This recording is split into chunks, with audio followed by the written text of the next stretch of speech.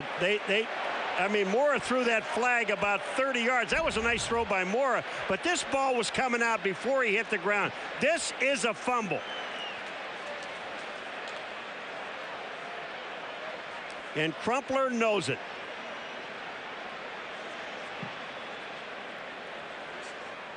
Atlanta is challenging the ruling of the field of the interception. They feel the receiver was down. We'll review the play. If he is not right, this will be the last Atlanta challenge. This one's gone, and they will burn another timeout, and it doesn't look like they're right.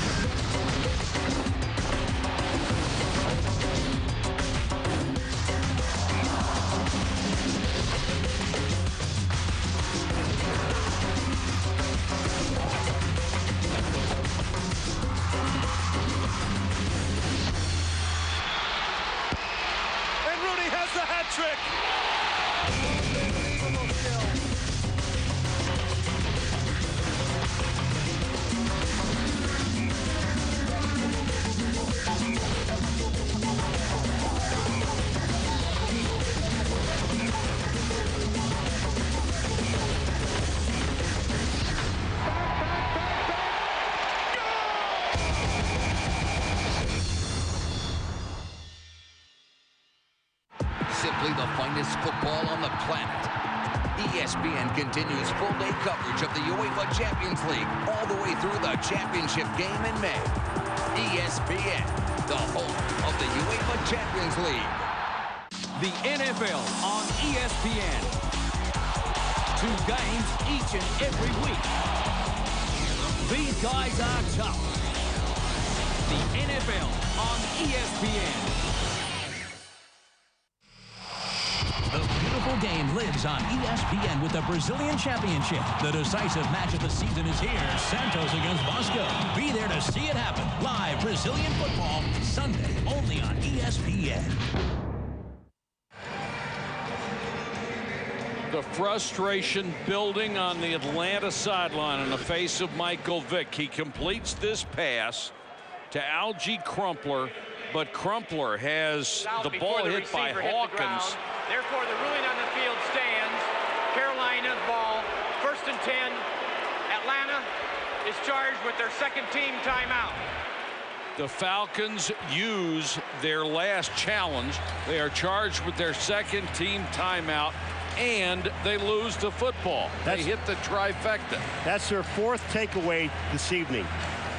Now keep in mind, that's 26 so far in 6 games. Coming into this game, they led the league in interceptions with 22. So this defense, as you said, Paulie, they've sparked the turnaround and really done an unbelievable job. It would not have been a first down, but it was well within field goal range that would have given them the lead. As it is, we're tied at 24, and Carolina has the ball back.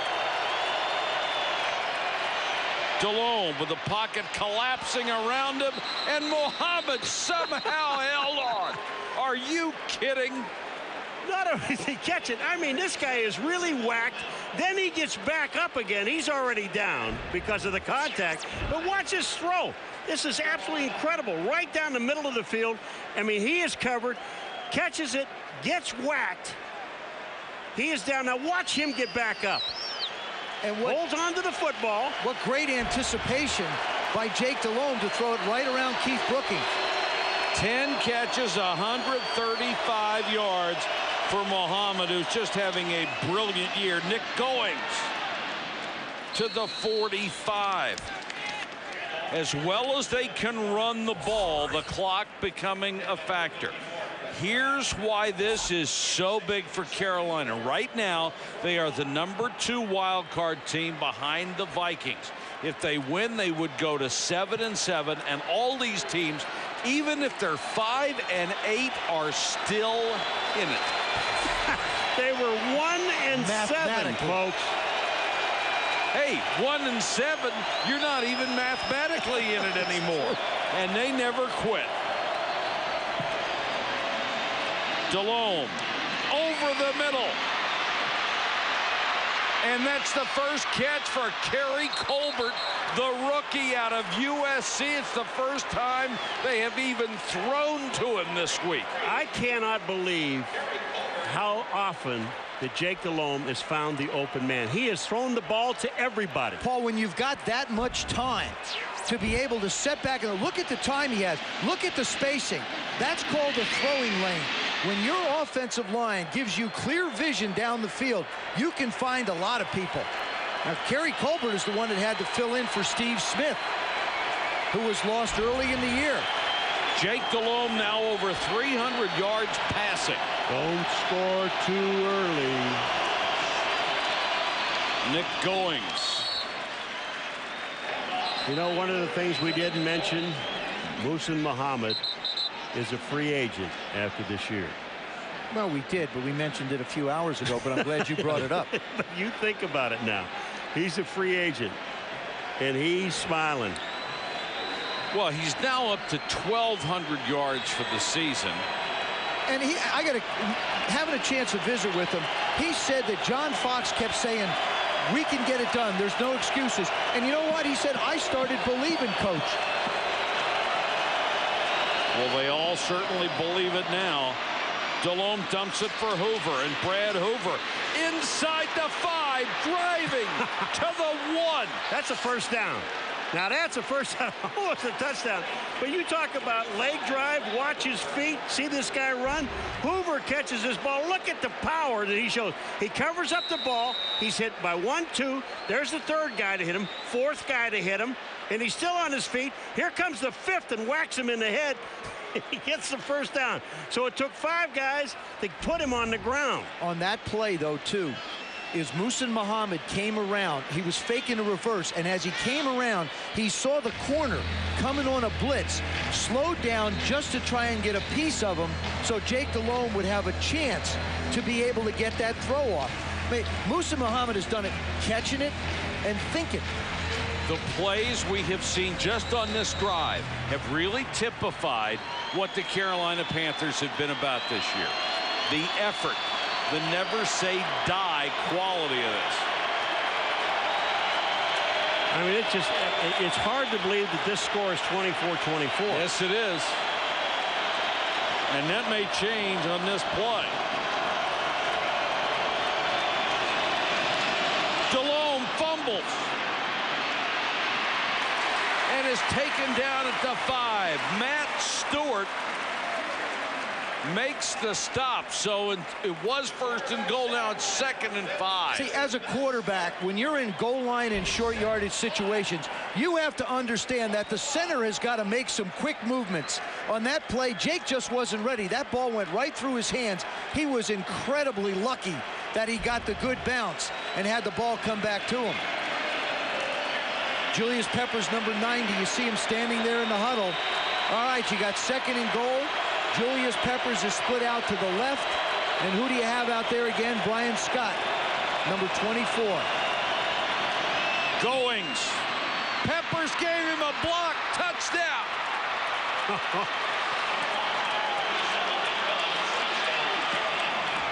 Do you believe it? Oh, Michael's got to pick his head up, put his helmet on, and go play football. I'm going to tell you what, you talk about, you could just go on and on about this Carolina team and how many injuries they've had, how many people they've lost, and they just keep fighting back. They're on the verge of going 6 in a row. Paul, how about this? In the history of this franchise, they have never won a game when they were down 11 or more in the 4th quarter. They were down 14 in the 4th quarter tonight. Now they are up by 7. Now, just to set the stage, 3:37 to go. We know the Atlanta Falcons are down to 1 timeout, so they'll have the timeout and the 2-minute warning, and it isn't a question of getting into field goal position. Now, if you're going to unleash Michael Vick, now's the time to do it because Nick Goings has given them the lead. 21 straight points for the Carolina Panthers. You know, you give a lot of credit. You better give a lot of credit to this defense. I mean, they put it all together tonight, offense and defense. Jake Delhomme has been spectacular. But this defense on this football team, missing a lot of people.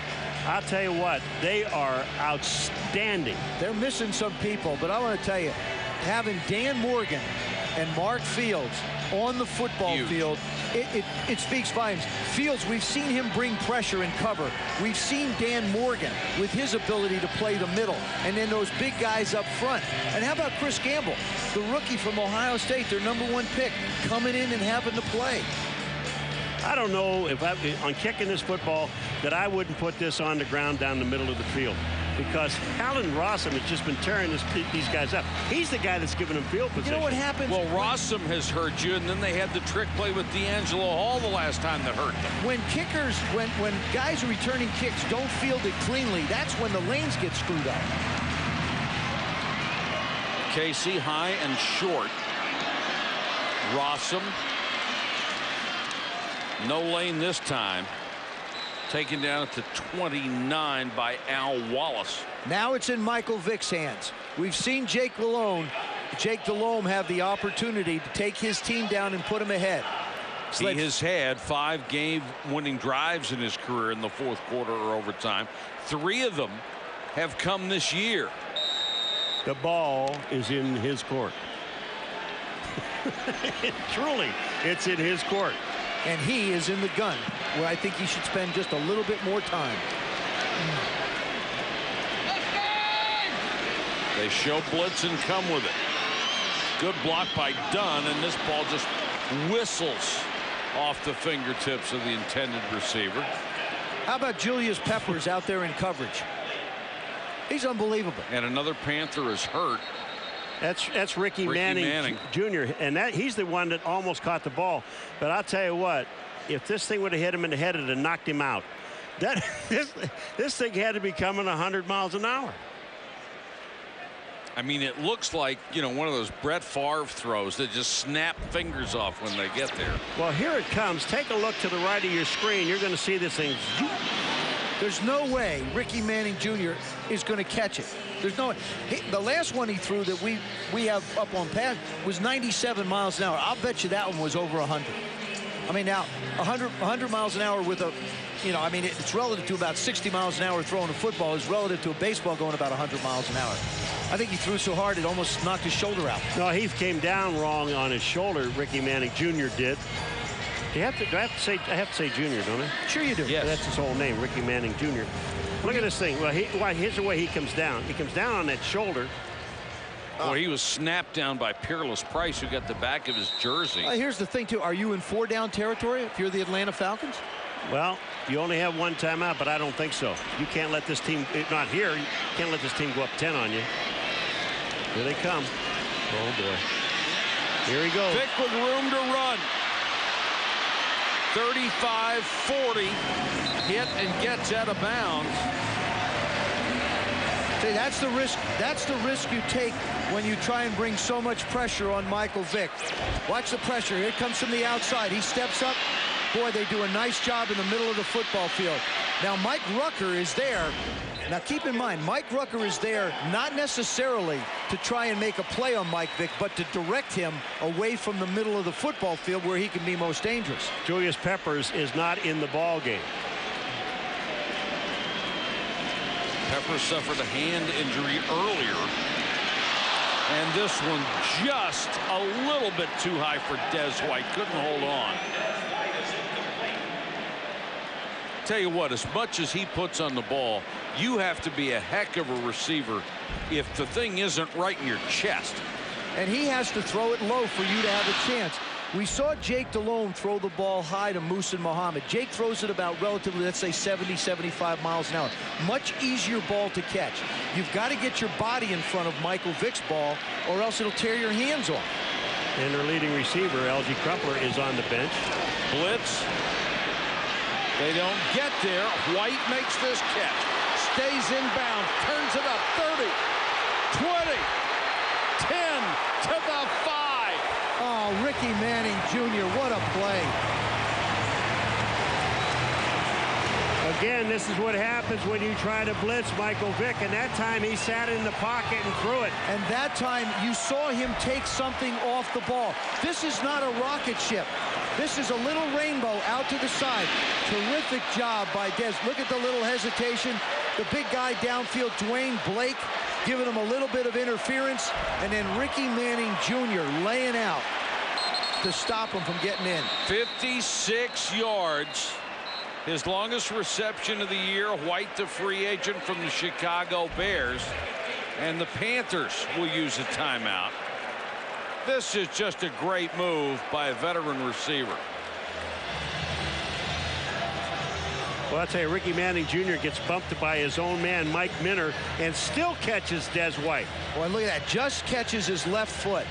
You don't think Des White can run? Wow. There you go, Mike. Well, Carolina took a timeout. Last year, we had the opportunity to watch this game between these two teams go into overtime in this dome. Could it be another one tonight? Hey, we have nowhere to go. Let's stay around. We have to go to Indy because we have another game. We got to be there by 7:30 Central tomorrow night. Game doesn't start till 8:30 Eastern. Well, let me tell you, if this game goes to overtime, we'll have another game in the same day. That's right. 2 in a day. I'll tell you, I believe that tomorrow's game is going to be equally as exciting. Be a little history on the line, and Peppers is back in. 1st and goal from the 5. All right, you've got to figure they're not going to let Michael Vick get to the perimeter. So you're going to have to do something in the middle of the field. And you can forget the field goal. This is touchdown or nothing. Vick, Morgan after it, and throws it away. Good decision by Michael Vick that time. He's got 3 more plays to go. And I'll tell you what, Julius Peppers is limping. He got cut down again at the line of scrimmage. Here's number 90, Julius Peppers. Now watch, he gets cut down right there. No, that's a great block by Warwick Dunn. Oh, yeah, I'm saying. Man, yeah, Paul, you're right. Got cut down by the little guy, chopping the big tree down. Well, Warwick Dunn has thrown a lot of great blocks tonight. Some just standing up in the face of a blitz. Takes the outside knee and knocks it off. 2nd and goal.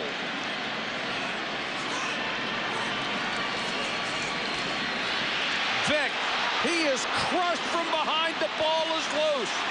The Falcons have it back at the 2. Is Vick all right? Al Wallace, number 96, just unloaded. Michael Jenkins, number 12, is downfield, and he's the guy that gets it. Michael Vick is down. Oh. Everybody's talked about Michael Vick running with the football. Michael Vick has to protect himself running with the football. Michael Vick has to be careful running with the football. Michael Vick is getting absolutely killed in the pocket. If you want to protect him, get him out of that pocket.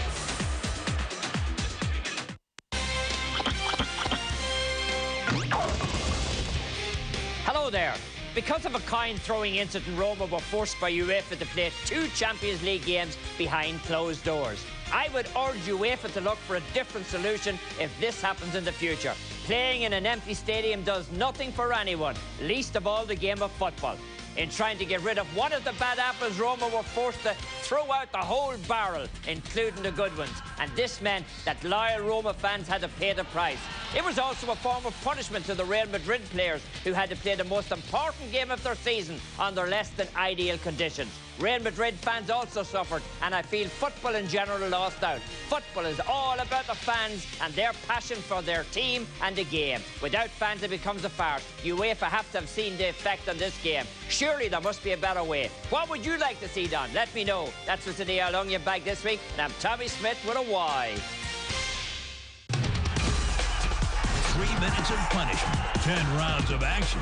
We're searching through our collection and choosing what we consider to be the best of Friday night fights. Every week, only on ESPN. The NBA on ESPN is back for a new season, and we've got you covered with the week's hottest live matchups, plus highlights and more on NBA action. The NBA on ESPN. Don't miss a minute.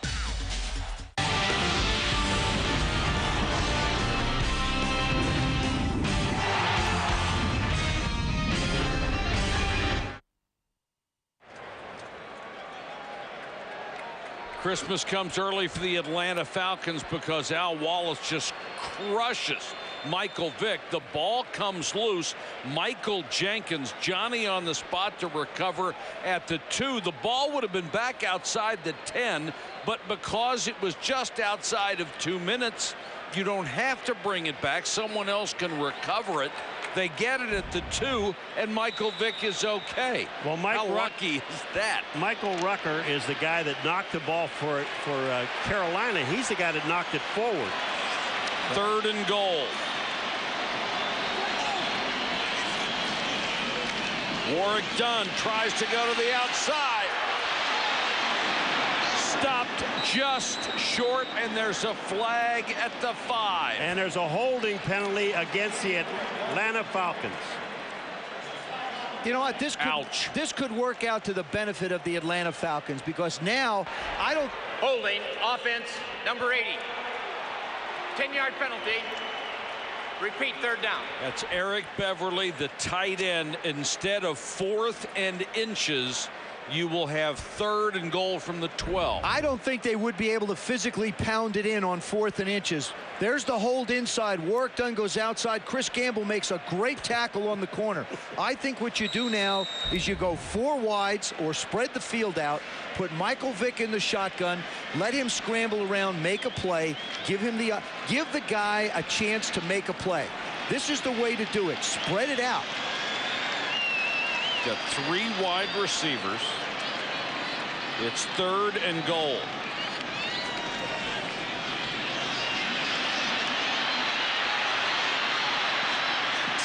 Vick pulls up, throws, tipped out of the end zone. Now it will be 4th and goal. Mike Minter got a hand on it. And then Colin Branch was there as well. Do you know what? Michael Vick is on the outside, and you know who he sees? Number 90. Julius Peppers. Oh, he's going to see him in his dreams. Yeah, he said, there ain't no way I can run by this guy. So this ball is thrown and tipped up in the air. See, Michael Vick's got to get himself to the huddle or use their last timeout. Might as well use the last timeout, and you can't take him home with you. Well, the other thing is you score here, all of a sudden you got the Panthers. They might have only 1 timeout, but they'll have about a minute and a half, maybe a minute and 20 seconds to do something with the football. Well, the other reason I think a timeout is good is you just had Michael Vick run virtually the width of the field. You'd like to get him recovered, and you'd like to go into that playbook, find the best formation, best play you've got. After he was almost planted into the field. Exactly. Well, we've told you throughout the night, for Carolina, they started 1-7. They've won 5 games in a row. They believe they have to continue to win to have any kind of a chance to stay alive in the wild card. Although with the numbers of the other teams in the NFC, you never know. But realistically, if they win that 6th in a row and get to 500, they would be a wild card if the season ended tonight. You know the bad thing about taking a timeout? You let this Carolina defense get a rest. And you watch these guys come now. Who gets to be the guy to make a play? They cannot get a 1st down. It's touchdown or nothing. Vick under pressure, straight up the middle, touchdown. Holy cow. Put the kid in a place where he can make a play. That's what makes Michael Vick so incredibly special. That's where he did it from, though, was from inside the pocket. He just ran straight up the field. But the formation spread the entire Carolina Panther defense out.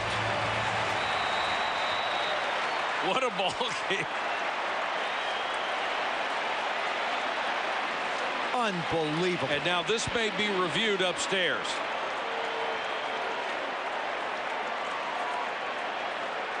It's worth it. Is he touched at all when he goes down? That might be very close. There he is touched. His knee is not on the ground. No, I believe he's in. His knee never goes down on the ground. How he manages to keep his knees off the ground is incredible. He is airborne right there. It's a touchdown, and no part of his body has made contact with the ground. When his knee does come down, the ball's already broken the plane, hasn't it? That's all it has to do. But let me just say this, the good thing for Carolina is they don't have to challenge this thing. This is done upstairs. So they have one timeout that they would save. Had they challenged this, been able to challenge it, they would have lost that last timeout. They keep it. Wow. Dan Morgan almost saved the game. All he had to do was touch Michael Vick. He did, and Vick somehow stayed airborne long enough to get the ball across the plane.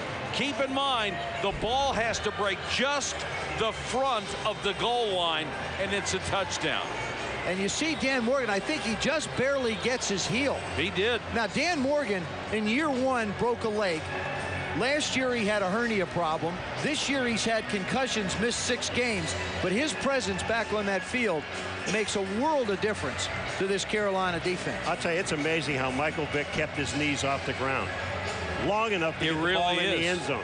And it's clear from virtually every angle that when he finally did touch the turf with either his knee or his thigh, the ball had clearly broken the plane, and it should be a touchdown. This was a classic example of the Carolina Panthers having everybody covered. They forced Michael Vick to take off and run. You got the perfect play out there, and then all of a sudden, here comes the X factor. Watch this. They're spread out. Carolina's doubling. They've got everybody covered. Warwick Dunn cleans out.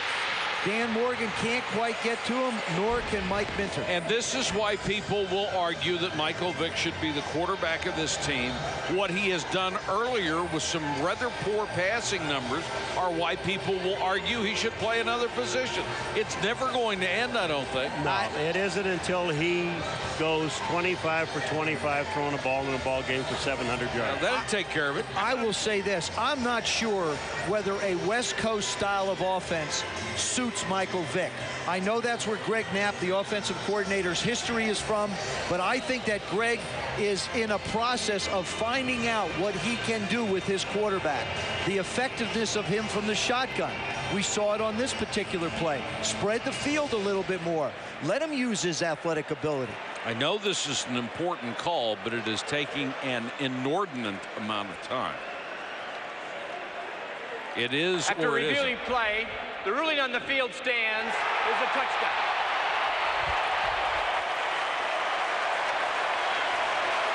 Could you just imagine if he would have said it wasn't?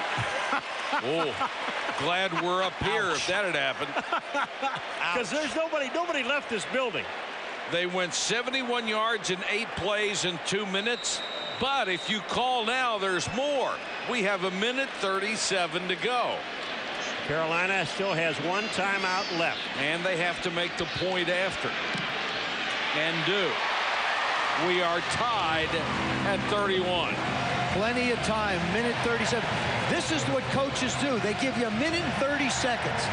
Every 2-minute drill that I've watched practice, the ones I've run, you get 1:30 seconds, 1 timeout, and they tell you we need a field goal to win. And if the Atlanta Falcons don't get on top of Moose and Muhammad, I would be very surprised. 2 totally different styles, of course. Jake Delhomme, 327 yards passing, 2 scores. He has not rushed for a single yard. Doesn't have to. Michael Vick does. That's his game. 68 yards on the ground, 154 passing, 2 touchdowns, 2 big interceptions. I go with the Brett Favre rule here. Absolutely. Just get first down? Yeah, that's all he says. Just move the chains. Just keep moving the chains. And all you got to do is get yourself in field goal position. Just move the chains. And somebody, or 2 or 3, better cover Moose and Muhammad. Now, but the worst part about it is for Atlanta, Jake has been throwing the ball to tight ends. Keep in mind, you've got Broussard back there, number 85, and he's the one that sort of gave the Atlanta Falcons new life when he fumbled that punt. One thing about this time of the game, too, is you know, the clock is going down. The middle of the field is open. And you saw Jim Moreeeee reinforcing with his quarterback the good things that happened on that sequence. This one will bounce through the end zone. Out of bounds. Let's check in with Susie. Well, Mike, Brinson Buckner, the veteran on this team, said these are the cardiac cats that everyone has grown to love. An unflappable quarterback in Jake Delhomme. Julius Peppers, one of the best athletes in the game, leading that defense. This is what everyone loves, the grinded out offense of the running game behind Nick Goins. Play good D, get turnovers, keep on winning, and they could be in the playoffs. Wow. Doesn't get much better than this, does it? What? What'd you say?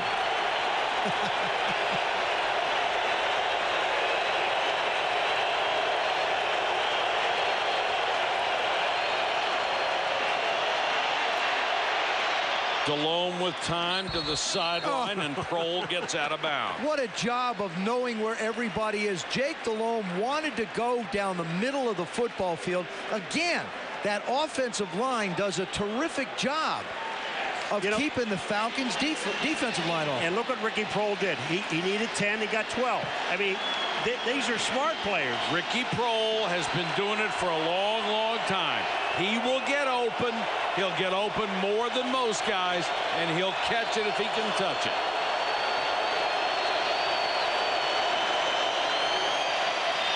Little toss to Goings. I don't know about that play call. Goings knocked down by DeMario Williams. A loss of 6, and the clock will run. DeMario Williams, a rookie out of Nebraska, their 4th round pick, showed you why they took him. Unbelievable speed. He just ran right between the offensive linemen trying to block. This not only costs you 6 yards, but it's eating up 30 seconds. How Jake Delhomme heard a whistle, I don't know, but it's going to be a movement call against Carolina. See, I don't even understand that call. I mean, what are you going to do with it? Neither do I. I mean, Nick Goings, what are you going to do with this thing? Especially when you've got a defense that are coming after the quarterback.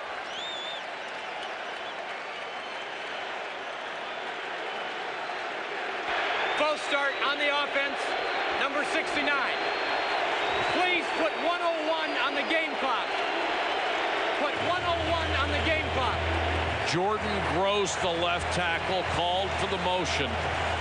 But it's 2nd and 21. Well, I would find Moreeeee Muhammad, and I would make sure that he doesn't get off the line of scrimmage real easy and real smooth. Well, they got him in the slot, so they can get him off the line of scrimmage. They've got Kevin Mathis over on him. Draw play, Goings. And right now, Carolina is playing this very close to the vest. If they had broken that play for a big one, that's fine. They didn't, so they're not going to be concerned about it. Right now, they're thinking overtime. I didn't agree with either one of those plays, the pitch to Goings or this one. I really felt like the way Jake Delhomme, with 1 minute and 30 seconds to go, the first one's complete out of bounds. The way he's been throwing the football, the way these guys have been catching it, give him a chance to win. I think the first one led to this call. Absolutely. And then I think you've got to do this on 3rd and long. They are just going to play for overtime, and the Falcons out of timeouts can't do anything about it. Well, you better hope you get the football, because I think Michael Vick has decided that it's now become his football game, and I think the offensive coordinator, Greg Knapp, of the Atlanta Falcons, has decided he wants to put it in Michael's hands. And an early Christmas present for you, we are going to have some free football.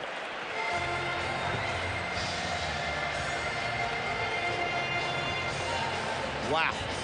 I'll tell you, this really is a wow football game, because you know, Carolina knows that they have to win all 3 basically to get in it, and Atlanta needs to win to give them the chance not only for the bye, but if any chance at all to have the bye all the way. I mean, you know, the home field advantage all the way. To look at this game, Carolina just absolutely had dominated.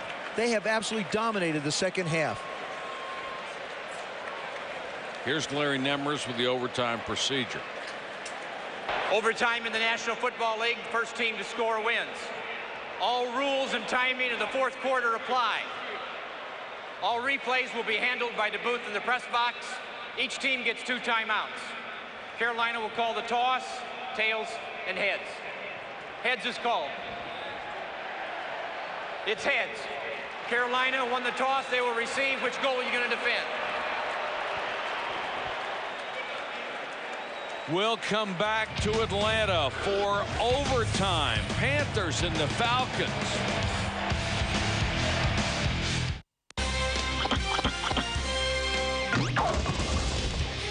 Hello there.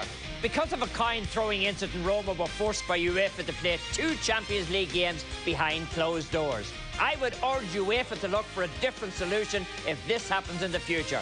Playing in an empty stadium does nothing for anyone, least of all the game of football. In trying to get rid of one of the bad apples, Roma were forced to throw out the whole barrel, including the good ones. And this meant that loyal Roma fans had to pay the price.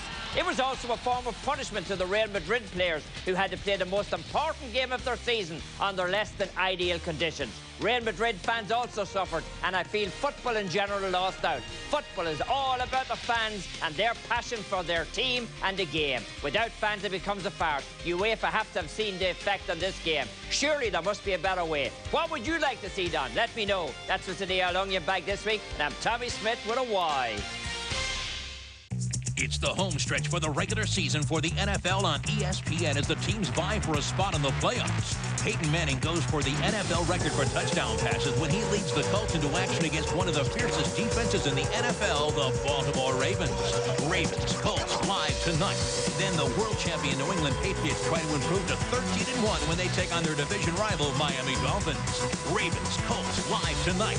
Patriots, Dolphins, live Monday on ESPN.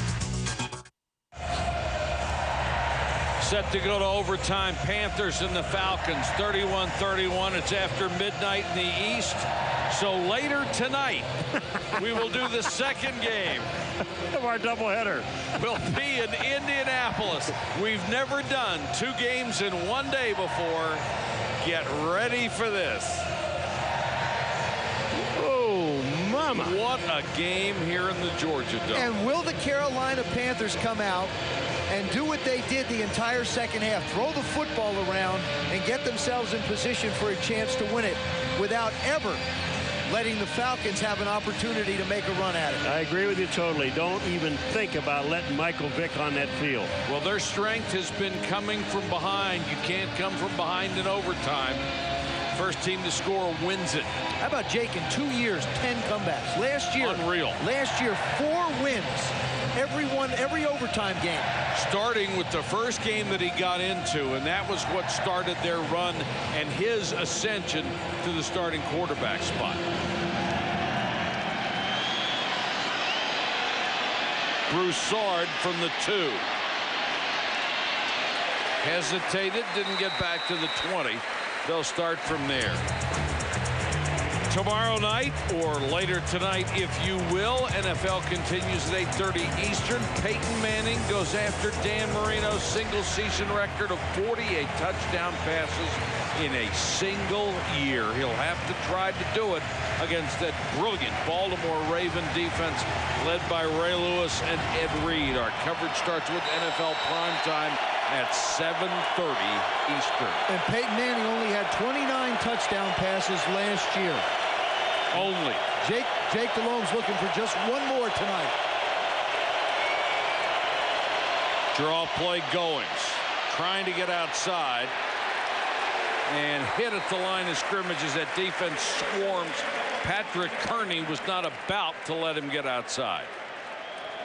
Now, this is a big load for this Atlanta Falcon defense. You've mentioned it before, Paul.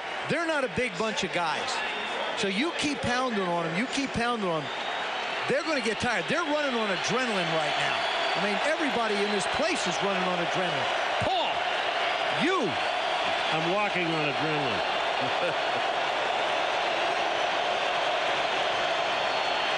Four-man rush. Delhomme going deep. And overthrows Muhammad. He had a step on Brian Scott. Muhammad's got to come out. I'll tell you what, he's tired. But this ball, watch Muhammad go by.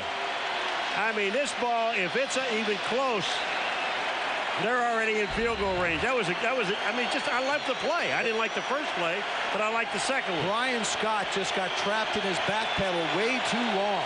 So Muhammad is out on 3rd and 9.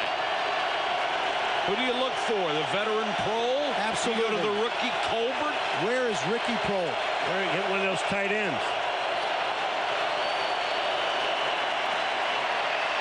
Blitz coming, they pick it up. Too high for Prohl. Intercepted. Aaron Beasley. Beasley back to the 25, to the 23. A 30-yard return for Aaron Beasley, who in his final year at West Virginia led the NCAA in interceptions. Jake Delhomme had a shot. Ricky Prohl was open. The ball just sails on him. Watch it from Skycam. Down the middle of the football field. Jake just hangs this up. Boy, Good job by Kevin Mathis getting in front of him, though. Jake just tries to drop this right over Mathis' head. Ricky can't get to it. I promise you, if Muhsin Muhammad is in there, he makes that catch. Yeah, but I'll tell you, that had to be the perfect pass. You had to throw it over a safety and be in front of the corner, and it didn't get done. How many yards do you want to get, and where do you want to put the football to attempt the field goal? Going to be a big dose of Warwick Dunn here. And he just barely got back to the line of scrimmage. I don't think you do anything here that might lose you yardage or lose you the football. From here, it'd be around 40. Well, we were watching Feely before the game, Michael, you and I, and he was knocking them in from like 52 yards out with ease. I don't think distance is a question. No. I think it's direction here. Michael Vick, not a great night throwing, 11 for 28. I don't expect him to see the ball in the air here. Feely has already missed one from 45 and hit from 37. And I think if you're going to kick it, you kick it now. Because if something gets screwed up, at least you have one more down, and that's what they're going to do. You kick, it's a smart way to do it. You do it on 3rd down. Well, the Falcons are undefeated, 4-0 in games decided by 3 or fewer points. That ties them with the Jaguars. And Feely will come in on 3rd down to try a 38-yarder. This is because if you have a bad snap, you'd still have another opportunity. He also is 4 for 5 from this distance. So Carolina has missed one. Carolina's going to take a timeout, Joe. See, this would be to win, and certainly there are many interested teams. This would drop Carolina to 6-8 and put St. Louis back in the driver's seat if they win tomorrow, and drop Carolina 2 games behind Minnesota in that race for the 2 wild cards. And St. Louis will be at Arizona tomorrow, and you can only wonder who the quarterback might be for the Cardinals. I believe Carolina gets Tampa next. So that's got to be a game of concern for them, because both of them would have the 8th loss as well. Feely for the win from 38.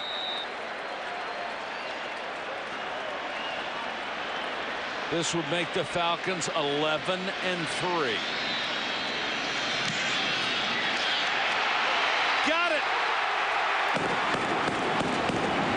Atlanta wins in overtime.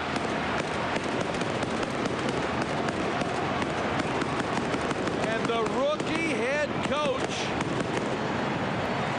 wins another big ball game at home, and the Carolina Panthers, it is a crushing defeat for them. Let's go to Susie Colbert. The celebration is on for Michael Vick. Michael, how does your body withstand this? I don't know, man. I just keep going. Just keep working throughout whatever happens, and just keep telling myself I can do it. So, just keep trying to make plays whenever I can. What kind of battle was this against the team that represented the NFC in the Super Bowl last year? It was a tough battle. We know they're going to come to play. It's a divisional opponent.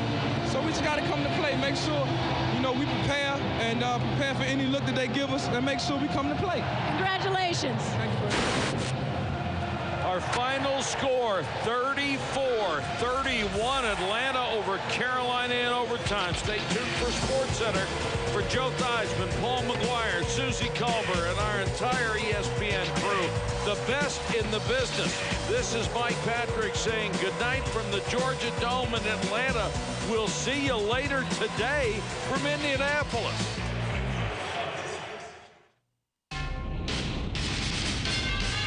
ESPN thanks you for watching this presentation of the National Football League.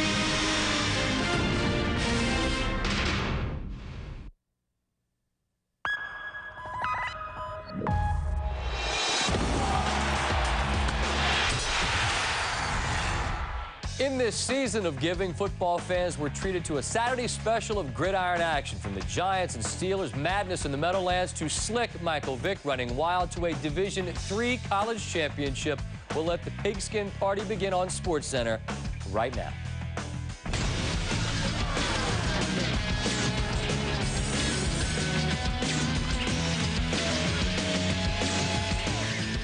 SportsCenter on the television, paired up with Scott Van Pelt. I am John Anderson. Thanks for having us. The A's Big Three is down to one. Yeah, Mulder on the move to St. Lou. We'll get to that right after the NFL football on Saturday, which is a brilliant idea. Yeah, that was Uno, right? Yeah, thanks. You're big in the community. Top pick in the draft, and Big Ben hooked up in the Meadowlands in a game that was much more hotly contested than some would have expected.